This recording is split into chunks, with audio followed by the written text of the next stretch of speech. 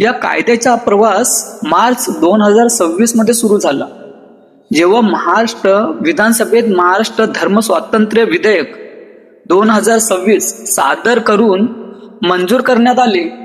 त्यानंतर आवश्यक घटनात्मक प्रक्रिया पूर्ण झाल्यानंतर राष्ट्रपतींची मंजुरी मिळाली आणि राज्य सरकारच्या अधिसूचनेनंतर हा कायदा लागू होण्याचा मार्ग मोकळा झाला. या कायद्याचा उद्देश सरकारच्या म्हणण्यानुसार बळजबरी, फसवणूक किंवा आमिषाच्या माध्यमातून होणारे धर्मांतर. महाराष्ट्र हा अशा प्रकारचा कायदा करणारा देशातील 13वे राज्य ठरल्याचे सरकारचे म्हणणे आहे.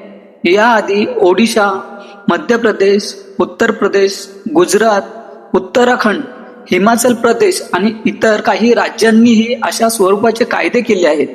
मात्र या कायद्यांतील काही तरतुदींना सर्वोच्च न्यायालयात आव्हान देण्यात आले असून त्यावरील अंतिम निर्णय अद्याप प्रलंबित आहेत.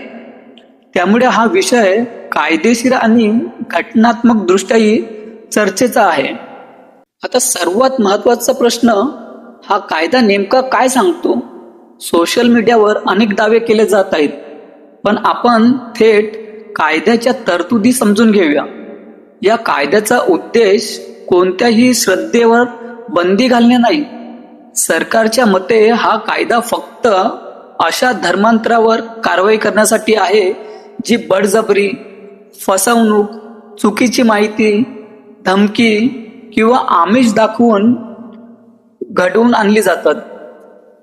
म्हणजेच एखादी व्यक्ती स्वतःच्या इच्छेने धर्म स्वीकारत असेल आणि त्यामध्ये कोणतेही बेकायदेशीर पद्धत वापरली गेली नसेल तर त्या परिस्थितीचा विचार कायद्यानुसार वेगळा केला जातो.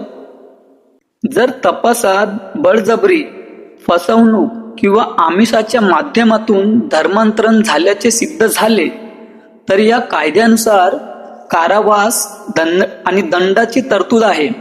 काही परिस्थितींमध्ये शिक्षा अधिक कठोर असू शकते.